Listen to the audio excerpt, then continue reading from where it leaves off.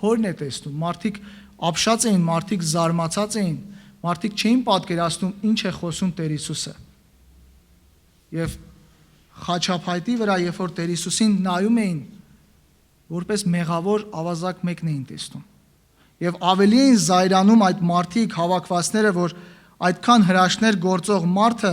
այդքան ճշմարտություններ խոսող մեկը խաչափայտի վրա կախված էր, անօգնական էր։ Իբրև մեղավոր եւ հանցագործ մեկն էր։ Բայց Հայր Աստծո ծրագիրը դա էր,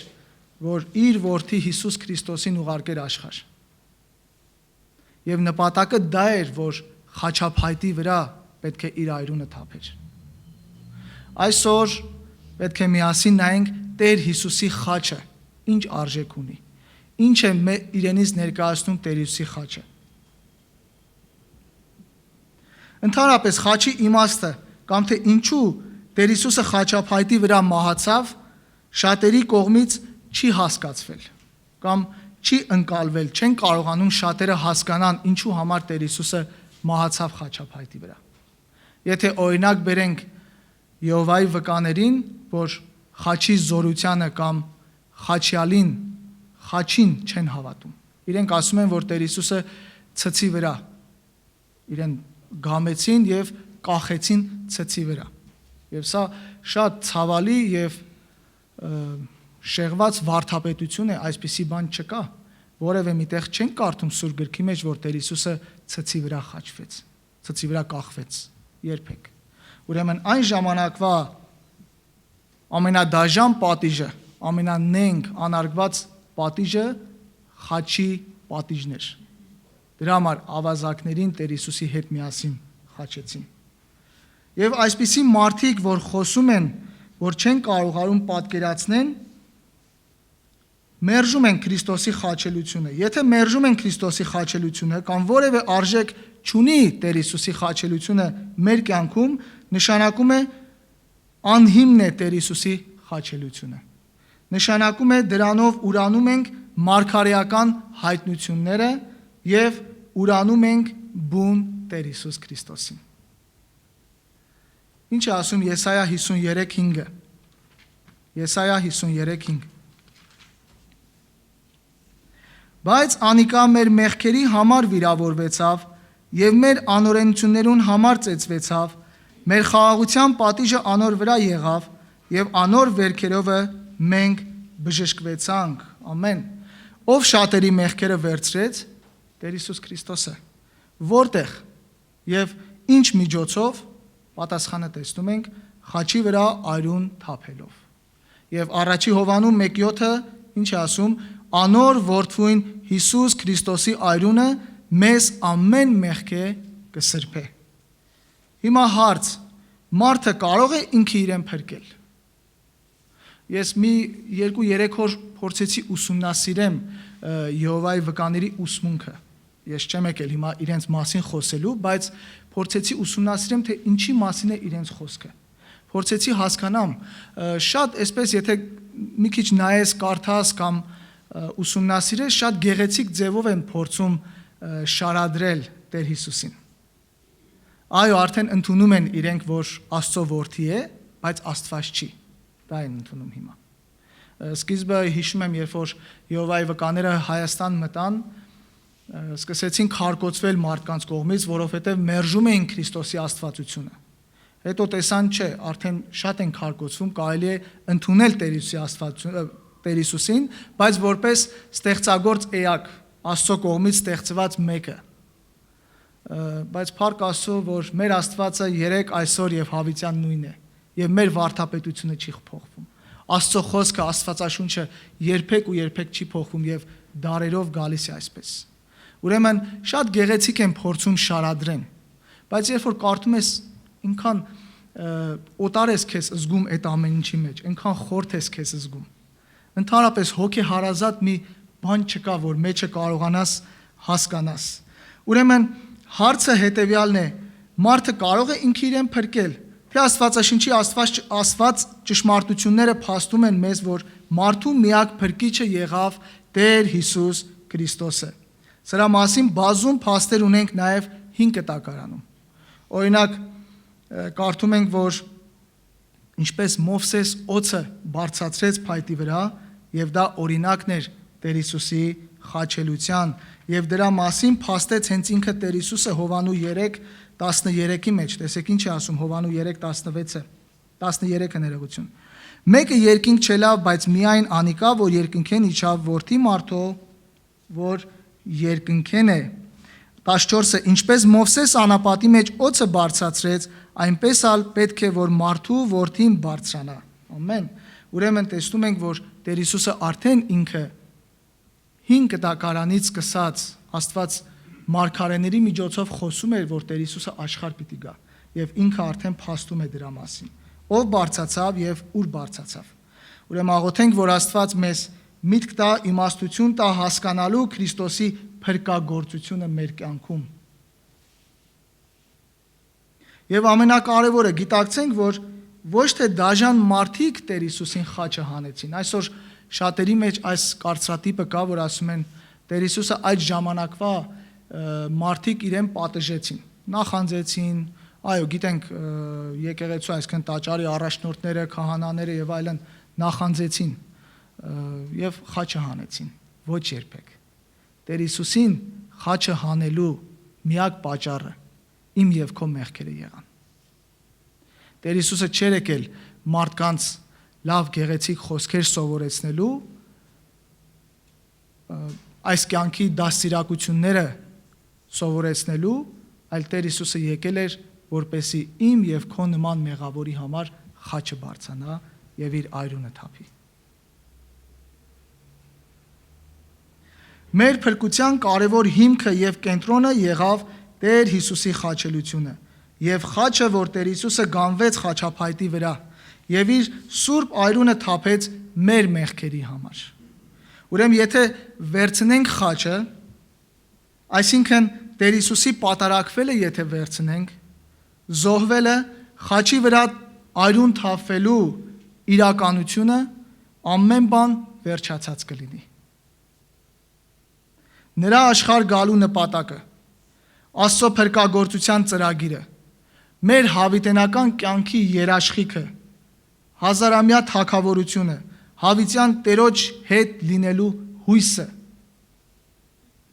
Եթե վերցնենք խաչը, եթե չընդունենք, որ Տեր Հիսուսը խաչի վրա մեր անեծքը վերցրեց իր վրա, փշեպսակ իր գլխի վրա վերցրած Տեր Հիսուսը իբրև Աստծո գառը, որ մեր մեղքերի համար մեզ հավիտենական տանջանքից ազատելու համար այրունը թափեց խաչափայտի վրա, որպեսզի մեզ հաշտեցնի Աստծո հետ ինչով իր խաչովը, ամեն, իր խաչովը։ Եթե վերցնենք խաչը, Քրիստոսի խաչի վրա կատարած փրկagorցությունը, ուրեմն ամեն դավանանք, ամեն ճշմարտություն ոտնակող արած կլինենք, անարգած կլինենք։ Ամբողջ Աստվածաշունչը, Աստծո խոսքը, մարգարեական խոսքերը, մարգարեությունները ամեն բան անարգած կլինենք, եթե մեջտեղից հանենք Տեր Հիսուս Քրիստոսի խաչը։ Կողոսացիս 1:20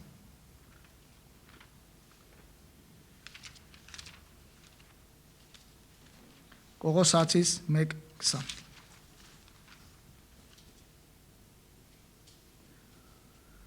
Եվ անով ամենքը հաշտեցնե իրեն հետ, խաղաղություն ընելով խաչի վրա թափած իր այրունովը, թե երկրի վրա, թե երկնքի մեջ եղողները, ամեն։ Ուրեմն տեսնում ենք, որ Ադամից սկսյալ բոլոր մարդիկ թշնամացած են Աստծո հետ եւ մեղքի մեջ են։ Դավիթ թագավորը Սաղմոս 51-ի մեջ ասում է. Իմ մայրս ինձ մեղքով հղիացավ։ Արդեն մեղավոր ծնվեցինք մենք։ Եվ յուրաքանչյուր երեխա, որ ծնվում է այս աշխարհ է գալիս, շատ հաճախ մենք ասում ենք, ինչ գեղեցիկ երեխա է, ինչքան անմեղ երեխա է, բան չի արել, այո։ Մի քիչ գիտակից տարիք է դառնում, ես միշտ այս հարցը ծնողներին եմ տալիս, ասում եմ երեխան ավելի շուտ վատ բաներն է սովորում, թե լավ բաները։ Չեմ տեսել երբեք այսքան ժամանակ մի ծնողի, որ ասի լավ բաները ավելի շուտ է սովորում, երբեք։ Միշտ գիտենք, որ լավ վատ բաները երեխաները ավելի շուտ են սովորում։ Սա ինչի արդյունքն է։ Մեղքի արդյունքն է։ Ադամական մեղքի արդյունքն է, որ իր մեջ ունի այդ երեխան, եւ ինքն էլ Ադամից սկսյալ եւ բոլոր մարդիկ Տեր Հիսուսի կարիք ունեն։ Դարձյալ Եսայա 59 երկրորդ համարը, Եսայա 59:2 Բայց ձեր ու ձեր Աստծո միջև բաժանում ձգողը ձեր անօրենությունները եղան, ձեր մեղքերը անոր երեսը ձեզ մեջ ծածկեցին, որ չլսե։ Ինչը եղավ մեր բաժանումը, մեր մեղքերը։ Բայց փառք Աստծո, որ Տեր Հիսուսը ամոթը արհամարելով մահը հանձն առավ, այն էլ խաչի մահվան, այն էլ խաչի մահը, որպեսզի մեզ հաշտեցնի ում հետ, Աստծո հետ միասին։ Ամեն։ Սա էլ հաստատում է Եփեսացիս 2:16-ը, Եփեսացիս 2:16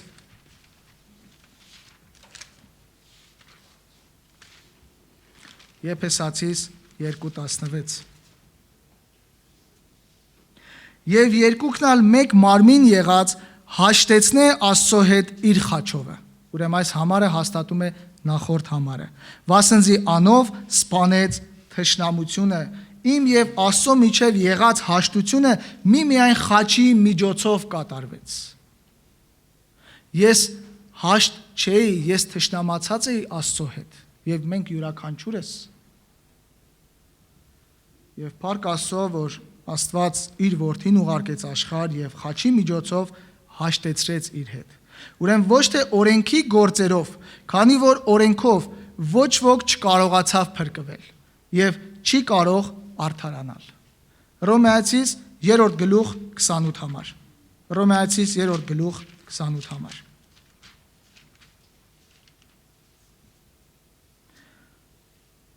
Վասնզի կսեպենք, թե մարդ հավատքով կարդարանա առանց օրենքին գործերում։ Ուրեմն այստեղ տեսնում ենք Աստծո 100%-անոց շնորհքը։ Մենք ոչինչ չենք անում, մենք ոչ մի բան չենք կարող անել մեր ուժերով։ Գիտեք, այսօր շատերը կան, որ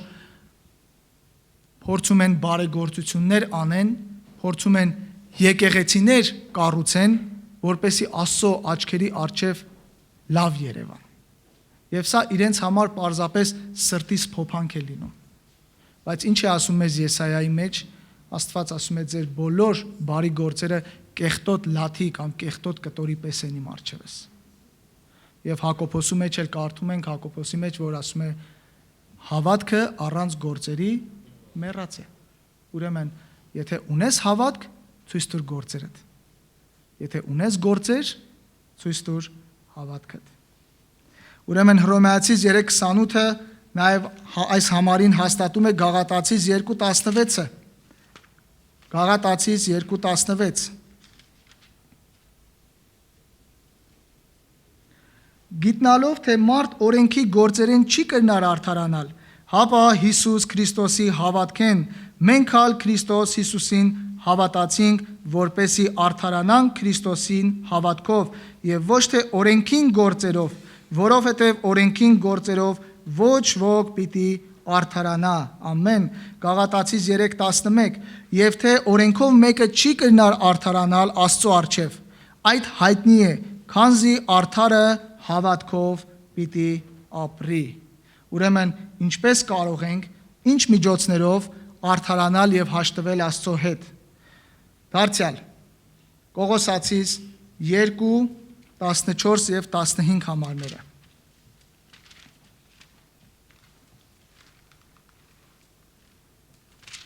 Կողոսացիս 2:14-15 համարները։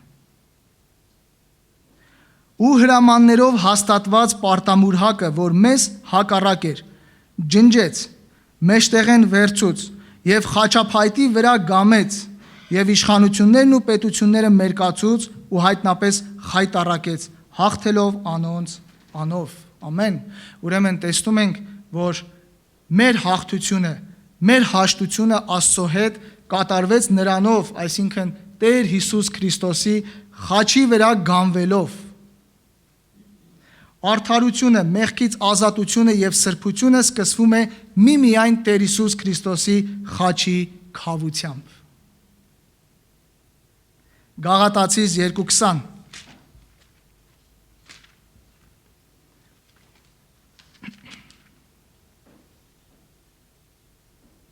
Քրիստոսի այդ խաչը ելա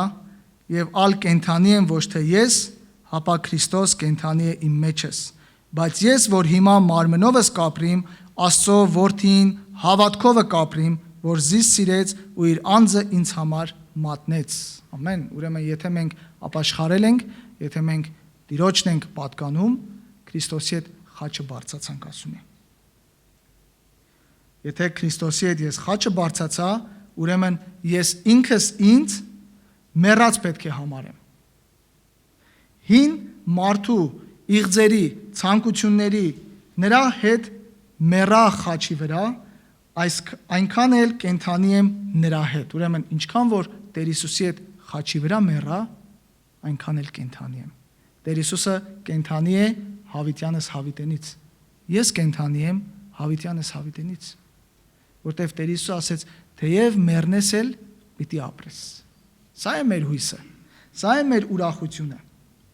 Եվ որպեսի իրենով նոր մարդ դարձնի եւ այսպես խաղաղություն ունենանք։ Եփեսացիս 2-րդ գլուխ 14, 15 եւ 16 համարները։ Եփեսացիս 2-րդ գլուխ 14, 15 եւ 16 համարները։ Վասնզի անիկա է մեր խաղաղությունը, որ երկուքը մեկ երավ։ Ու մեջտեղի բաժանող պատը, այսինքն իրարու հետ եղած թշնամությունը, ում հետ եղած, իմ եւ Աստծո հետ եղած թշնամությունը իր մարմնովը քակեց, քանդեց եւ հրամաններով եղած պատվիրանքներուն օրենքը խափանեց, այն օրենքը, որ տրվել էր Մովսեսի ձեռքով, ամեն օրենք խափանվեց, որպեսի իր մեով այն երկուքին տեղ նոր մարդ մստեղծե ու ասով խաղաղություն ընե եւ երկուքն ալ մեկ մարմին եղած հաշտեցնե Աստծո հետ, ինչով իր խաչով է։ Վասնզի անով սպանեց թշնամությունը։ Ամեն։ Ուրեմն տեսնում ենք, թե խաչը ինչքան կարևոր է։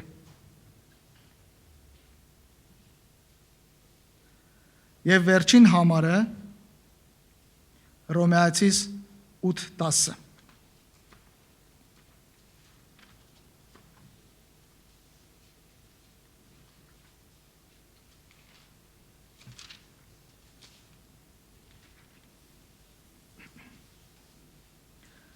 Եվ եթե Քրիստոս ձեր մեջ է, ալ մարմինը մեռած է մեղքի համար, ու հոգին կենթանի է արդարության համար։ Ուրեմն մեր արդարությունը, մեր խաղաղությունը եւ հաշտությունը միմիայն կարելի է գտնել Տեր Հիսուս Քրիստոսի խաչի միջոցով։ Այլևս ուրիշ տեղ չեն կարող գտնել միջնորդ հաշտվելու Աստծո հետ։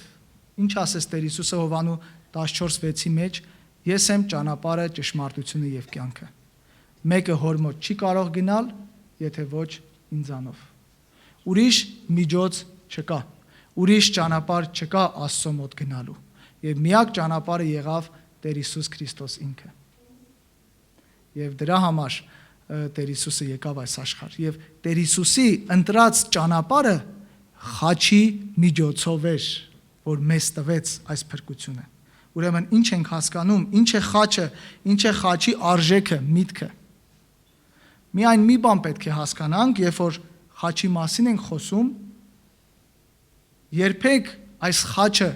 առնչություն չունի հիմիկվա, ոսկուց պատրաստված կամ տարբեր երկաթից կամ եկեղեցաշենքի գմբեթից վրա դրված խաչերի հետ։ Ընդհանրապես մեր խոսած խաչը առնչություն չունի այս բոլորի հետ։ Այո, մենք այս խաչերը դնում ենք, մենք այս խաչերը կրում ենք, այս խաչը դրել ենք իբրև սիմվոլ, որ մենք քրիստոնյա ենք։